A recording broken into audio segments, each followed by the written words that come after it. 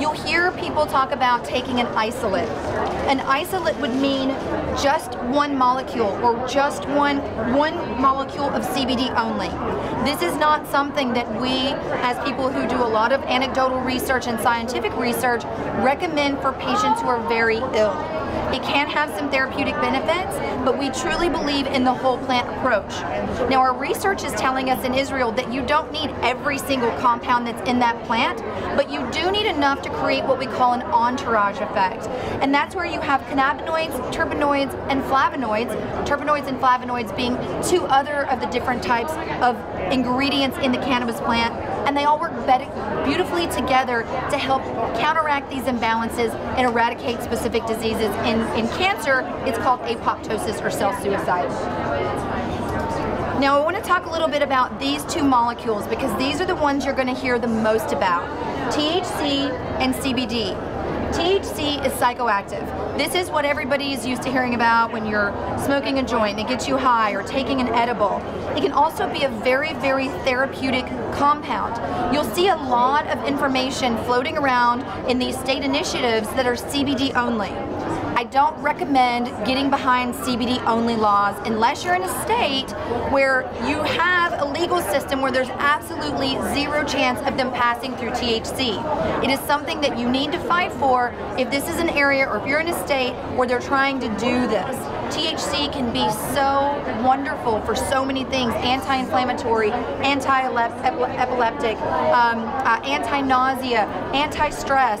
There's just a number of these different issues that this can resolve and soften and calm down. But it's all about knowing how to use it responsibly. THC can be extremely potent, it can make you very uncomfortable, and it's not something I ever recommend using unless you have someone that understands how to dose this medicine, an expert caregiver, or again, medical professional that can walk you through this process and write you a titration protocol. What that means is, just like with most epilepsy medications, you're going to start low and you're going to work up until you find the relief you're looking for. That is the same situation with cannabis. And again, one patient is not going to respond the same as another. CBD is the non-psychoactive cannabidiol. This is a separate strain completely. There are oftentimes when you're working with a whole plant cannabis, there's going to be a little bit of THC in there. If you're working with hemp, it's 0.03% or lower THC. We work with cannabis. We don't work with hemp. Hemp can be therapeutic for epileptic patients, and in states where that's all you can get, absolutely go for it, because you got to try what you got to try. If you're in a legal state, we do recommend starting with a whole plant cannabis first with a low THC percentage. We normally like to start with a 20-to-1. 20-to-1 means 20 parts CBD to 1 part THC. So again, very, very minuscule doses. So low, in fact, that we don't see patients becoming psychoactive from this CBD. THCA is very new to the industry at large when it comes to medical. We are seeing an enormous amount of therapeutic value in THCA. The A, again, stands for acid, so you understand what the difference is between THCA and a delta-9 psychoactive THC. The psychoactive THC has been heated at a high temperature, and that's what activates that molecule and gives you that stony effect.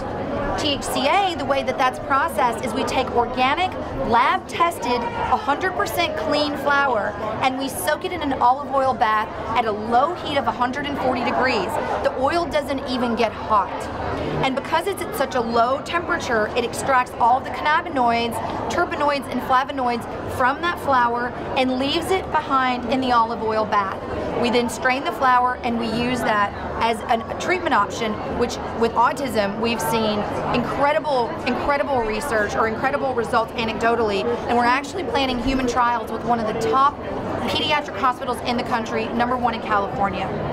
It is very therapeutic based on what we are seeing, and we're excited to see where the research goes to help us uncover what else this can actually do. So this is another layering effect that you can do alongside the CBD if the CBD alone is not helping you get to where you need to go. This is a slide that if you have a phone, I would recommend just taking a little snapshot of. We actually have these at our Canada Kids table back here in the back if you want a hard copy. This shows you the 4 different compounds at the top that we have medicines for, which are the most common medicines in the market. CBD, CBDA, which is also an acid just like the THCA, THC, and THCA. And as you go down the list, you'll see which of these different compounds we have found therapeutic value in when working with our patients on an anecdotal basis. Has everyone had a chance to grab that? I can move on. So I wanted to show you this slide because these are 2 patients that we work with currently. And what I want you to notice is that both of these patients have tonic-clonic seizures, okay? But what you're going to see as we read through these is that their dosing is very, very different. Male or female that's not what changes it. It's the individual and how they are genetically hardwired. This male patient had daily seizures, horrific seizures, dozens of them a day, to the point where he had some neurological deficiencies. He has now been over 3 months seizure-free, which is the first time this has ever happened since he started having seizures as a young child. And he's on 150 milligrams per milliliter of CBD a day. That's 150 milligrams of total active CBD. We've been splitting those into 2 doses. So in the morning he gets 75 milligrams, and at noon he gets 75 milligrams, and that has been all he has needed to get him through the day. Now this has again been one of those situations that's been trial and error, as most of these cases are. But we have now found this guy's sweet spot, and he is loving life. He just completed a triathlon. He rides in a bicycle behind another gentleman in a car, and he's now completing these athletic events, and he's having a wonderful, happy life. This is a female patient. She was, again, having a lot of tonic-clonic seizures and seizing throughout the day, to the point where she was not able to have a normal life either. She started as a child, and as she got older and older and older, they just didn't get better, and she's gone through every medicine under the sun with no alleviation of symptoms. She started at 100 milligrams, or we worked her up to 100 milligrams per milliliter of CBD and split it into 2 doses a day. But we layered with 25 milligrams per milliliter of THCA, and we split that into 2 doses per day. She has now been over 6 months seizure-free, and she's weaned off of her medications. I think she's almost completely off of every single one of them. And she luckily has not had a lot of neurological damage from this, and I know that's something that's very common. She's now living a seizure-free life, to the point where she feels that her and her husband might actually be able to try for a child. They're going to wait a little bit longer to see how the progress evolves, but they're very excited to think that one day they might actually be able to be parents. And we're seeing the same type of eradication, and I don't want to say complete eradication, because, you know, to say somebody's going to be seizure-free for the rest of their life, you just can't predict that with any disease. There are what we call honeymoon phases that can happen. The honeymoon phase, Jessica, when you say 3 to 6 months is usually the honeymoon phase area? Yeah. Like the protocol varies. Honeymoon phases can vary as well. And what a honeymoon phase is where we see seizures completely go away, or at least be minimized on an extreme level, but then all of a sudden, for no reason whatsoever, they start acting up again. And we don't know why. And again, this is why we so desperately need the research, and we're so excited to see companies out there getting on board with this, filing INDs for an investigational new drug, and pushing these through the hospital systems, and battling with the DEA in order to get licenses to do these actual trials, so that we can start mapping the brain and understanding the genomics of a patient, and really drilling down to more of a personalized medicine. And that's what's going to take me into my next section of my talk, is really personalized medicine. Because what's happening with so many of these different indications and so many of these patients is that we're just giving them a blanket protocol. If you walk in and you're diagnosed with a specific kind of seizure, then it's this medicine first, or that medicine second, or this medicine third.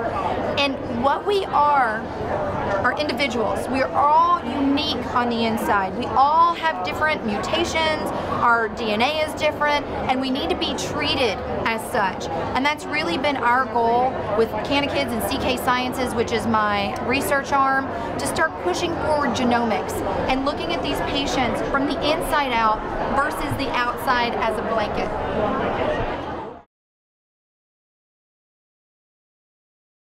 In many instances, as you just say, I'm tired of this, I don't want to do it. If you're on a study drug, you may have to be told that you can't stop it suddenly. Yes, you can get out of the study, you can stop being a volunteer, but you're going to have to take 8 weeks to come off the drug, and we're going to have to check your blood anyway. But you have to have that explicitly told to you. And all of that is in your rights statement, and in California you sign a separate form for your rights first. That's not true every place. The consent forms tend to be, for most sponsored clinical trials, 10 to 15 pages long. Does anybody read every line? No. No. You do. No, you don't. They don't. They don't, because the front part of it usually tells you exactly what's really going to happen, and then the next part tells you what the risks are, and the rest of it's boilerplate. You know, the hospital's not responsible if you trip on the stairs coming to clinic, but they are the sponsor will pay if you get liver failure from the drug. So all of those things are in it, and they're in it line by line and explicitly, and they really should be read. And then there's always in a consent form who to call if things are not going well or you feel your rights have been violated. Now, every institution has to put every study through something called an IRB, Institutional Review Board. In academic institutions, it's almost always an in-house, their own IRB. In private practices, they can use a central IRB, which is sometimes somewhat of a conflict because usually the sponsor is paying that IRB to approve.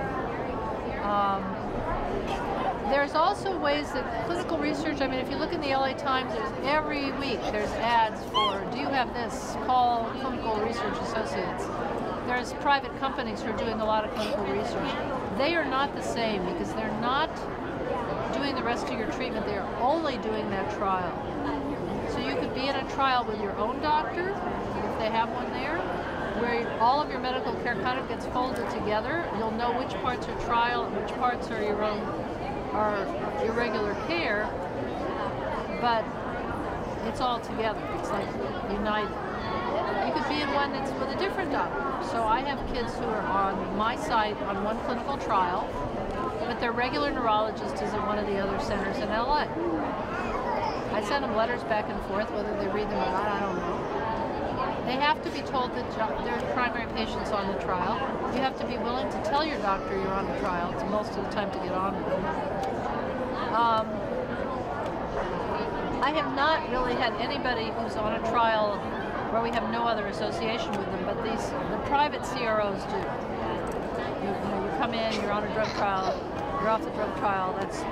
They don't take the next step with you. You go back to where you came from. And that's a somewhat different situation. So that's some of the basics I wanted people to understand. I want you to understand that it is not the same as regular medical care. Okay, so that's essentially what we've discussed. Now, another thing. Does anyone have any questions about that?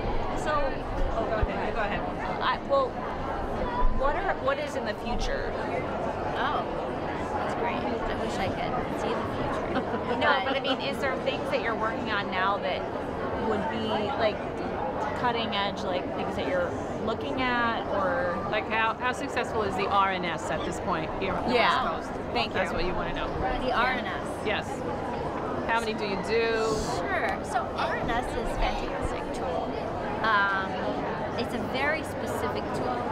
So RNS is not right for everybody. In fact, RNS is amazing in that it fills a gap in a place where we didn't have an intervention before. So for example, if we found that area of the brain that we think is causing seizures, So let's say we were in this camp. We found the area of the brain. Now we want to do an intervention. However, we don't feel like a resection or an ablation, a classic intervention, we don't feel that is safe because it might actually cause a problem, it might cause a deficit. A lot of times, it is safe and we know that we can proceed with an intervention, but sometimes it's not. For example, if there's two areas of the brain that we're looking at that are causing the seizures, and resecting both of them doesn't make any sense, right? Especially when it's both temporal lobes, probably the most common situation. Or if the area of seizure onsets is in speech areas, where we don't want to risk any sort of speech problem or deficit from that. So in that very unique situation where we have found the area of brain we want to intervene in, but we cannot intervene because it's too dangerous, that is the person where RNS fills a gap we never could fill before. In the past, we told those patients, we're really sorry, there's nothing we could offer you, it's not safe. And there's not much we could do. There were some surgeries that we kind of were created for this purpose that were never quite very satisfying as far as their results, and often we didn't even offer them. But this is kind of a revolution in the sense that it fills a gap that we couldn't fill before. Now, it's not right for everybody. In fact, there's a very specific person that it's right for. But for that person, it can be wonderful. It can be wonderful. And I think, you know, looking at global statistics of RNS, you know, RNS is 60%, you know, after 5 years, or 70%. That's really hard to say because everyone's going to be a little bit different. So what if they didn't find the focus or didn't find it correctly, you know, in the patients where it didn't work on, or that it does work on? It's a very subjective kind of concept. So I think it can work very well in those scenarios. I wouldn't use it on everybody. I wouldn't use it on people who I wasn't confident in that I actually understood what was going on with the circuitry in the brain. So I hope that answers your question. So are you also involved in like the VNS, like also like the ones that are not in the brain, but the ones here too? Are you also the surgeon for that too, or are you only? I do both. Oh. I do both. So I do vagal nerve stimulators. The nice thing about vagal nerve stimulators is that it's not a particularly risky procedure.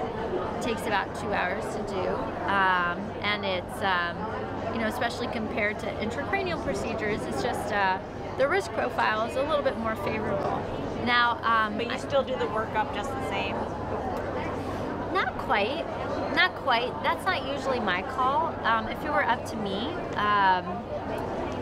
or in my patients, let's say, if I think someone is eligible for a surgical workup, if I think they're the right kind of patient, then I absolutely will push them towards a surgical workup and say we always have VNS in our back pocket. We can always do a VNS, you know, and that could be the result of your surgical workup, is that VNS is the right decision for you. But I really find, and this has been shown out in research too, the more education they have, the more they understand their disease, the better that they kind of can deal with it and cope with it. I know that a lot of kids, or a lot of people who do end up succumbing to SUDEP, do so around their early 20s when they go to college, they don't take their medication, they don't feel they have to. So I'm already gearing up my kid and saying, hey buddy, this is what SUDEP is, these are the statistics. No, you don't have grand mal seizures and you're controlled, so your chances are not likely. But this is what happens if you stop taking your medication, if you think it's smart to start smoking or drinking. So I'm kind of, and I say that probably once a month. I hope it's not adding to his anxiety, but he pretty much goes, oh, okay, he's very logical, and he's like, all right, and he likes the information. Yeah. That's exactly. Yeah. But the problem is, you know, when they're going to college, they're 17, 18, whatever. They're going to do what every 17 and 18-year-old is going to do. So, yes, they have this additional thing on top, and it does really affect your life. I mean, my wife talks about having seizures when she was at NYU in New York, and like being on the subway and having a seizure, and being terrified about things like that. But they do it, and I've got 2 patients that just started college, and both of them have called me back and like, oh, I'm having this. I'm like, well, nicely, I'm like, oh, I've heard that people like stay up all night and maybe have a drink or 2. And then I got back, well, maybe 1, so if they say maybe once, that's a dozen times, So it's, a lot of education, a lot of kind of reinforcement that, and yeah, the other thing is telling people, which I've seen people do, is that you can't drink. You have epilepsy, you can't drink. You can never do anything like that. So there are specific types of epilepsy that you're really increased risk, but I mean, we all have to be reasonable and logical. And are they more likely to not drink if you say you cannot absolutely drink, or if if you're there and you have a beer with everybody else, so you kind of help fit in, that's fine, but just stop. And then keep it in reason, keep it within reason. This is what can happen. Right. If the blah, blah, blah. I know I can't be there with you all the time, so, right. The choices that you make will affect, how you want to live life. And unfortunately, sometimes they have to experience it themselves to really understand. I've seen that too. They called me, they had a seizure. I'm like, okay, well, you're not sleeping, you're sick. Well, I may have missed a couple doses of medication. Like, okay, but you have to have a good rapport with the patients, because if you don't, they're not going to tell you. And then you have the whole other addition of driving. And the kids who are driving, they have 1 seizure, they can't drive. They don't want to tell you, that they had the seizure. So it's tough. It's a really tough age, but I think with more education and things like that, we can make a big difference. What else? Haley Hopes and CW. That's really the only 2, right? The age out. Yeah. Right. Yeah. No. Yeah, but we were talking about that a little bit before. It's really difficult, and the key, the difficult thing is finding adult people who are comfortable seeing that type of patient. I mean, there are specific patients that I know that I've sent to my own adult people at UCLA. There are other patients that UCLA might not be happy with me saying this, but I know that Christy Heck over at USC, she's a good person for that patient, and so I've sent people to her. So one of our goals is to find this, to come up with a network in the greater Los Angeles area of neurologists and epileptologists who feel comfortable taking care of, one may say, okay, I'll do like JME or focal seizures, but I'm not doing any metabolic disorders. So our goal is to really find that network, and the whole idea of this adolescent center is to really expose all of this, get all this started treated, and so to make the adult practitioners feel more comfortable taking it. It all depends on what type of anxiety is. As you know, anxiety could be many different kinds. It could be like episodic or associated to a specific trauma, or is it like a lingering thing every day? So depending, there's so many different disorders that are under the umbrella, so I'm not sure which kind you're talking about. Okay. I don't really, yeah. I normally see it that they tend to have it either surrounding, like within a year of the epilepsy, or they had it prior to the epilepsy. But like I said, there is still a relationship, a bi-directional relationship, that epilepsy tends to, people that have epilepsy can have higher chances, like 2 times as high chances of having anxiety or any other. Cognitive behavioral therapy, it could work for epileptic and non-epileptic seizures, and with anxiety. It has to be modified and changed depending on what disorder you wanted to treat. So, got it. Thank you. Sure, no problem. Any other questions? Yes. But also some of the medications can cause anxiety themselves. Yes, we talked about it earlier. We talked about these medications causing the anxiety or mood state problems for that matter. So Keppra, Sonogram, Topomax tend to have mood. Omphie is one of the benzodiazepines. So it's a different type of benzodiazepine. And normally the benzodiazepines tend not to cause anxiety, but actually when you stop them, that cause the withdrawal symptom that tend to occur. Sometimes it's paroxysmal. Some patients that get Ativan get really anxious, and that's very odd, but like I said, we call it paroxysmal side effect. It normally calms people, and it's more of a sedating than actually causing, the upward anxiety-related things. So it could potentially do, but we'll see. Yeah. Frustration. Yes, definitely. other questions or concerns? No, no. Go ahead, take a spin.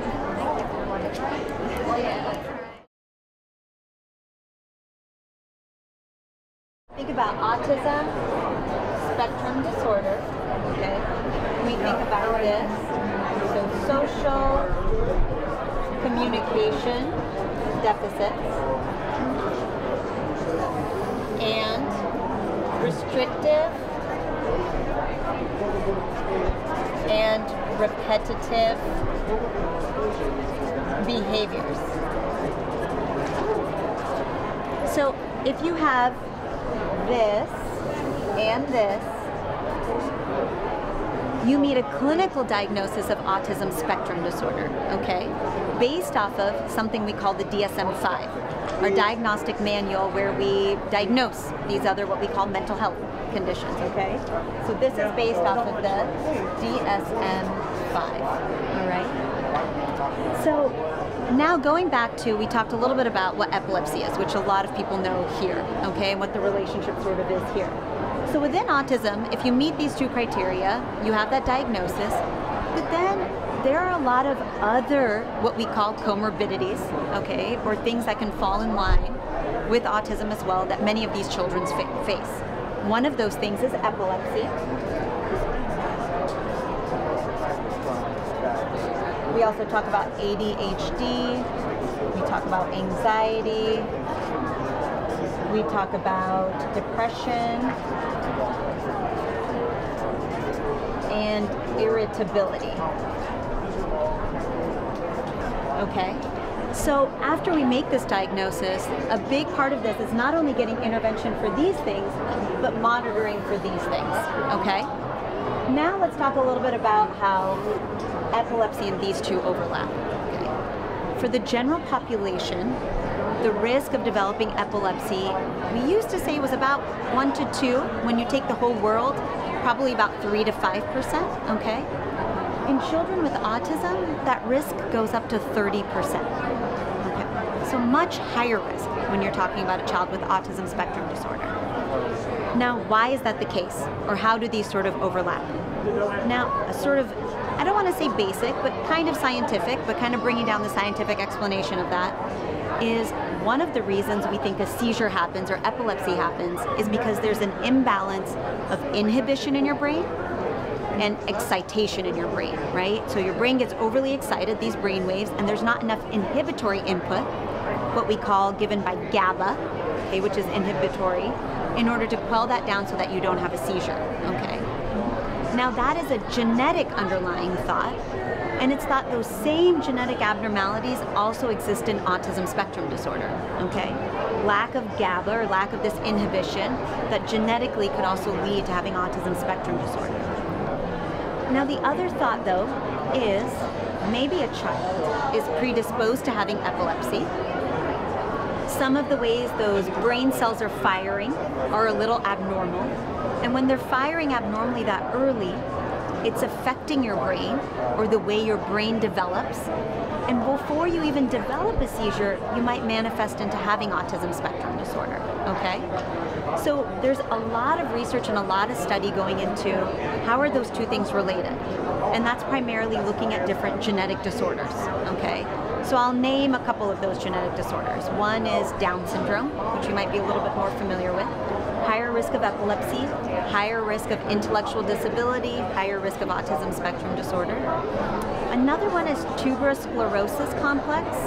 You guys might have heard it's a genetic condition, very high risk of developmental delays, and epilepsy, okay? As we're better understanding the genetics of epilepsy and the genetics of autism, we're starting to see that there's quite a bit of overlap there, all right? And that's where a lot of the studies are going to be targeted, okay? And then just stop me as you guys might have questions in between. Just giving you guys a little bit of background though. All right?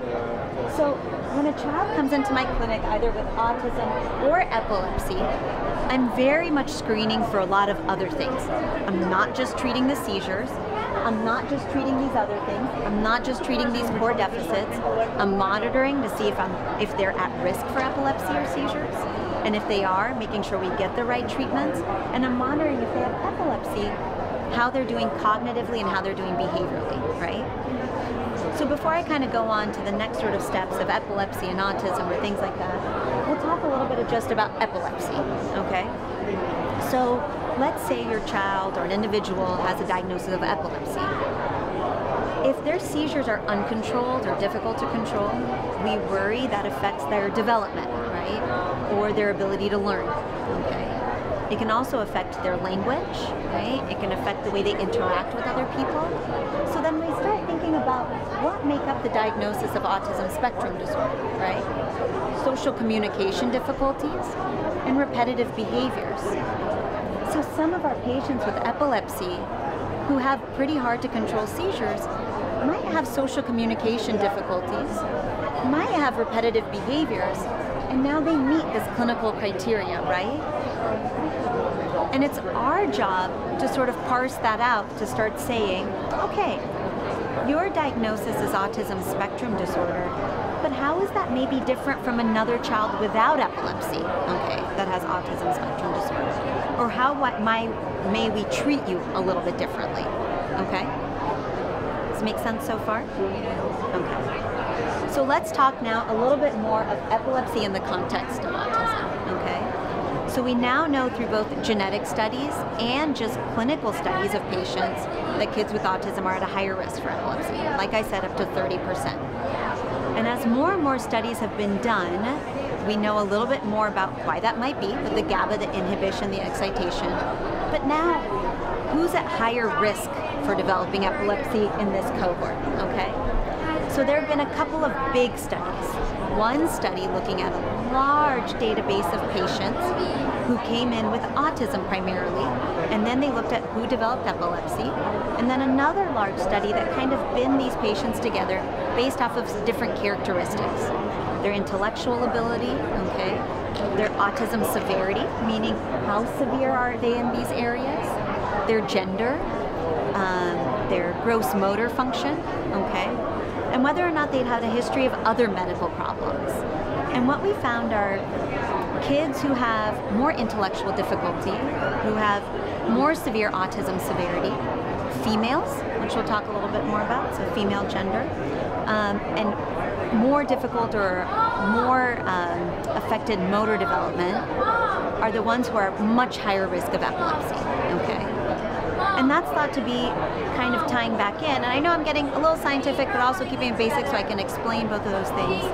The reason that's thought to be is that kids who have a lot of those other more severe autism, more severe motor function, more likely to have a genetic etiology that might be causing the two, okay?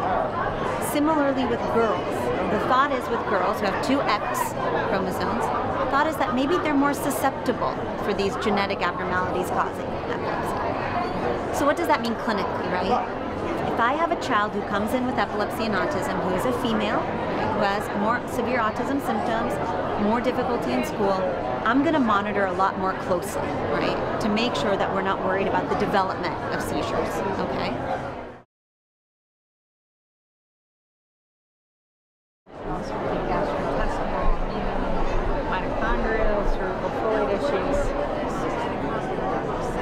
Mitochondrial dysfunction is super common in kids with autism and epilepsy. It's probably the most common comorbid feature.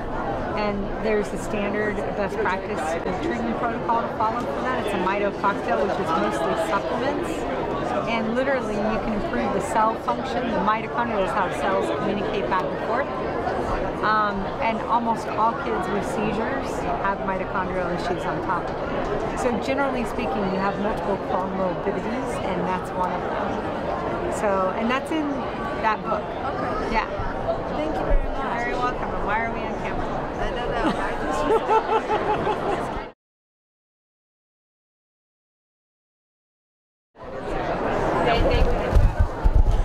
And did your surgeon tell you that you're having an epilepsy operation or you're having a tumor removed? Well, at the time it was a tumor removal, and it did, I mean, she was having 8+ big seizures a day previous, and then she went to 0, and she was completely seizure-free for 2 years. And then she had 3 breakthrough seizures, and then she would wake up with headaches, and so she was having seizures in her sleep, which was shown on EEGs. but she doesn't have any more seizures during the day. But so that's, and we have been doing the ketogenic diet on our own with the dietitian, but not the official ketogenic diet. And she's been feeling much better, but now since the tumor's growing back, we want to. I'd like to see that scan. I think your daughter has a type of epilepsy that can be cured with an operation. So yeah, we're getting the second patient. Yeah. They want to view the one that may work out. Yeah. So let me show. So.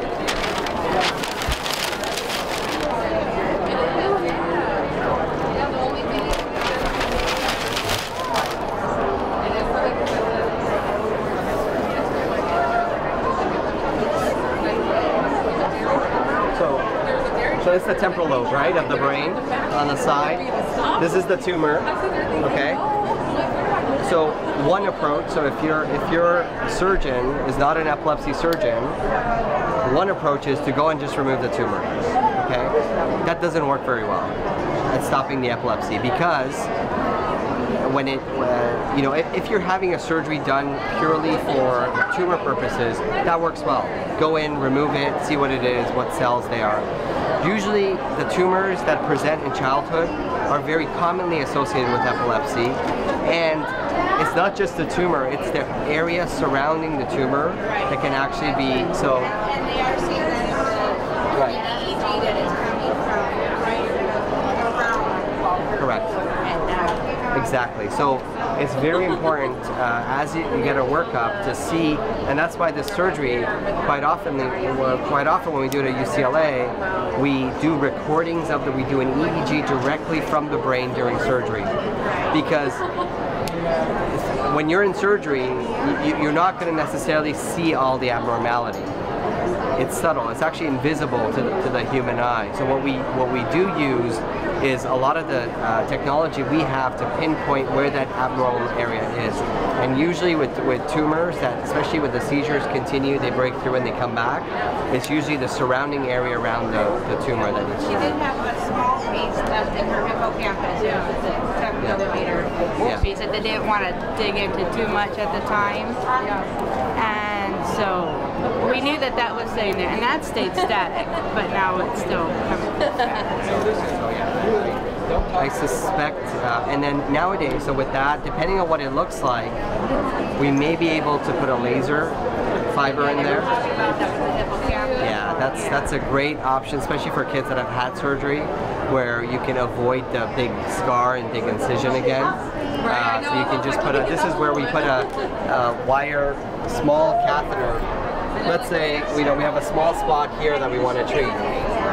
Instead of doing a big operation where you have a large scar on the side of your head and you go in, you can do a tiny stab incision, a few millimeters, make a very tiny hole in the skull, and pass a laser catheter directly into the spot, and you destroy that tissue from the inside out, and kids recover beautifully.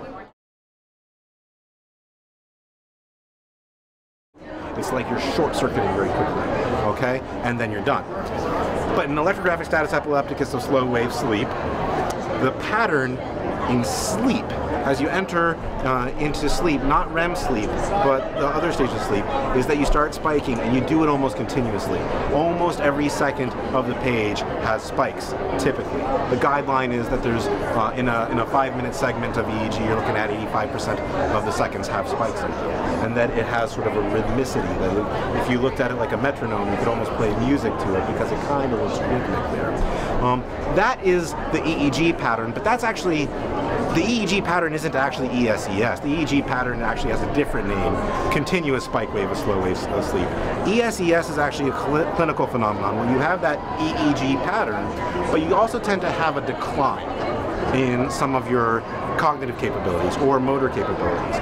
The original way that I think it was best described was in what's called the Landau-Kleffner syndrome, which is also called the acquired epileptic aphasia.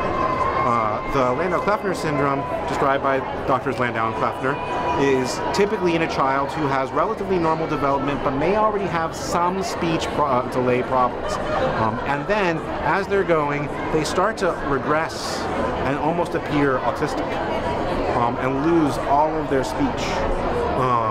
And not just their speech changes, but their interaction with the world changes. And this was the classical way that it was described. These kids can have seizures, absolutely, but they can also have relatively few seizures. They don't have to have lots of them.